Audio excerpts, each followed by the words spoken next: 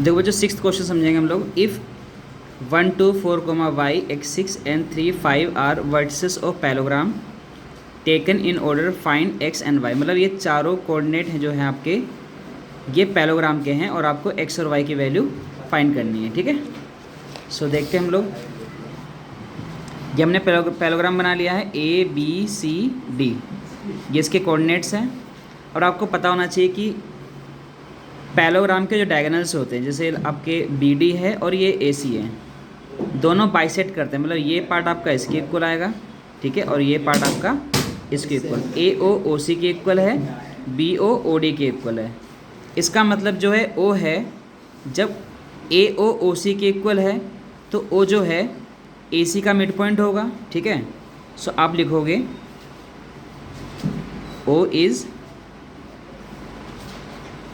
Mid point of AC। ठीक है, अब मिड पॉइंट का फॉर्मूला आपने क्या पढ़ा है, x1 प्लस x2 अपॉन 2, और जो y निकालोगे y का होता है y1 प्लस y2 अपॉन 2। ठीक है, अगर हम A और C लेते हैं, ठीक है,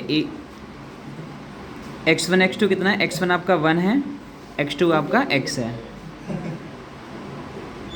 डिवाइड बाई 2, ये कैपिटल X हो गया, इसे हम कैपिटल Y ले लेते हैं। ठीक है, y1 कितना हमारा 2, y2 हमारा है 6, सो 2 प्लस 6 अपॉन 2, सो जो x आएगा 1 प्लस x अपॉन 2, और y हमारा आ गया 8 अपॉन 2।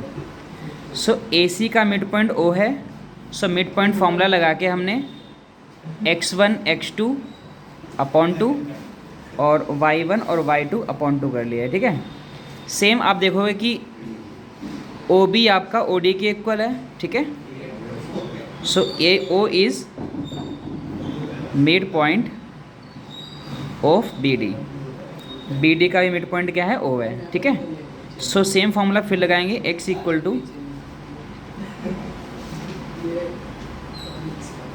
x क्या होता है, x1 प्लस x2 अपॉन 2, और y होता है y1 प्लस y2 अपॉन 2।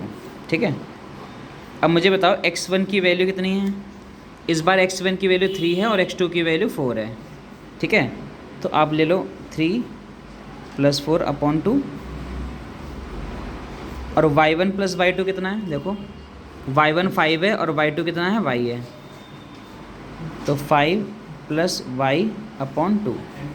अच्छा, ये जो x है ना, इस x की वैल्यू हमने ऑलरेडी पहले से ही निकाली है, तो ये जो x की वैल्यू है हम x के बदले यहाँ पे रख लेंगे, कितना आएगा 1 प्लस एक्स अपॉन 2, और ये कितना आ गया 7 अपॉन 2, 2 से 2 कैंसिल हो गया, सो 1 प्लस एक्स इक्वल टू 7, तो x जब आएगा तो 7 माइनस 1 कितना आ जाएगा हमारा 6 आंसर आ जाएगा। ठीक है, इस तरीके से y की वैल्यू हमने यहाँ कितनी निकाली थी 8 अपॉन 2, सो y के बदले 8 अपॉन 2 रख लेंगे, और 5 प्लस y अपॉन 2 से 2 कैंसिल आउट हो गया, सो 8 इक्वल टू 5 प्लस y आएगा, और y जब फाइंड करेंगे तो ये इधर आके क्या हो जाएगा माइनस, सो 8 माइनस 5 कितना हो जाएगा 3। ठीक है, y की वैल्यू कितनी आ गई 3। सो इसी तरीके से हमें क्वेश्चन करना है। बस ये देखना है कि ये जो O है ये AC का मिड पॉइंट है, तो मिड पॉइंट फॉर्मूला लगेगा। यहाँ पे भी ये x y फिर से आपका O है, लेकिन ये इस बार क्या है BD का मिड पॉइंट है, तो इस बार फिर से हमने BD का फॉर्मूला मिड पॉइंट का लगा दिया है। इस तरीके से क्वेश्चन हम कर लेंगे, बार बार रिपीट करके आप इसको देख के सॉल्व कर सकते हो।